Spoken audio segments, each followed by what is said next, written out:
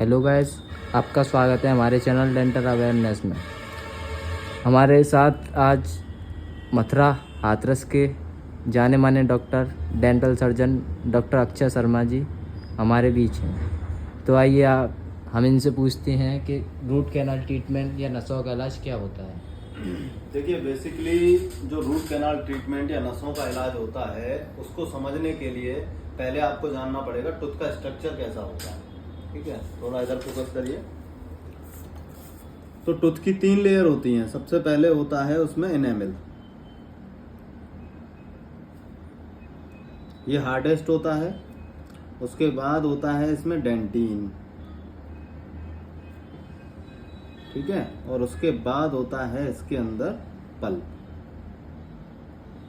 तो जो ये अंदर वाला पल्प होता है, इसके अंदर होती हैं दांत की ब्लड वेसल्स और नर्व सप्लाई। ठीक है, जो ये ब्लड वेसल्स और नर्व सप्लाई होती हैं, यही पेन के लिए रेस्पॉन्सिबल होती हैं, जो दर्द होता है उसके लिए रेस्पॉन्सिबल होती हैं। तो जब भी दांत के ऊपर जो माइक्रोब्स होते हैं, बैक्टीरिया होते हैं, जैसे कि स्ट्रेप्टोकोकस म्यूटेंस है, वो दांत को डिके करना शुरू करते हैं। सबसे पहले एनेमल को खराब करेंगे, सड़ा देंगे, फिर डेंटिन को खराब करेंगे, सड़ा देंगे, फिर पल्प तक पहुंच जाते हैं। तो जब ये पल्प तक पहुंच जाते हैं तब पेन होने लगता है। ठीक है, तो इसके लिए जो इलाज किया जाता है उसको बोलते हैं नसों का इलाज या रूट कैनाल ट्रीटमेंट या RCT। सर, इसका प्रोसेस क्या क्या होता है, इसमें क्या क्या करना होता है? प्रोसेस में ऐसा होता है कि सबसे पहले जो इसका डिकेड पोर्शन है टूथ का, उसको हम हटाते हैं। फिर हम एक अप्रोच बनाते हैं पल्प तक। ठीक है, अब इसको हटाते कैसे हैं, इधर आइए। देखिए, ये हमारे पास होता है एरोटर। इससे हम दांत के अंदर जगह बनाते हैं। सबसे पहले हम उसको सुन्न करेंगे, दांत को लोकल एनेस्थीसिया देके हम उस एरिया को सुन्न कर लेते हैं। उसके बाद ये होता है एरोटर, इससे हम वहां तक अप्रोच बनाते हैं जाने के लिए पल्प तक। उसके बाद ये फाइल्स होती हैं। ठीक है, इन फाइल्स से हम क्या करते हैं कि उसके अंदर जो इन्फेक्टेड पल्प है उसको हम रिमूव करते हैं, जो नर्व्स हैं, ब्लड वेसल्स हैं, उनको रिमूव करते हैं और साथ के साथ उसको इरीगेट करते रहते हैं। तो होता क्या है कि इसमें फिर एक दिन में RCT नहीं होती है। दांत का इलाज एक दिन में नहीं होता है, 2-3 बार में होता है। इसको 2-3 बार में दांत को साफ करते हैं, फिर उसके बाद उसमें दवा डाल के छोड़ते हैं जो 1-2 दिन असर करे उसमें। फिर जो डिकेड पोर्शन है उसको हम दोबारा से दांत को रिकंस्ट्रक्ट करते हैं। ठीक है, GIC से या कॉम्पोजिट से, जो भी फिलिंग मटेरियल से ठीक रहता है, उससे हम उसको वो करते हैं, उसको बनाते हैं दांत के स्ट्रक्चर को। फिर हम उसकी कटिंग करके दांत के स्ट्रक्चर को थोड़ा सा छोटा करके उसके ऊपर कैप लगाते हैं फाइनली। अब कुछ लोग पूछते हैं कि कैप लगवाना जरूरी है या नहीं। तो होता क्या है कि दांत का ऑलरेडी स्ट्रक्चर खराब हो चुका है, काफी सारा सड़ चुका है, हटाना पड़ता है। ठीक है, उसके बाद दांत के अंदर कोई लिविंग टिश्यू नहीं बचा तो वो ब्रिटल हो जाता है।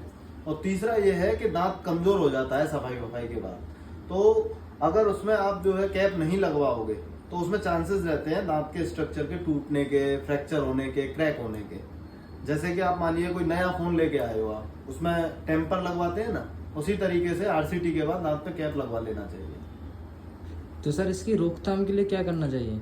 रोकथाम के लिए देखो, जिसको सो कॉल्ड सब लोग कीड़े के नाम से जानते हैं, माइक्रोब्स होते हैं, बैक्टीरिया होते हैं, वो नहीं आए दांत के ऊपर।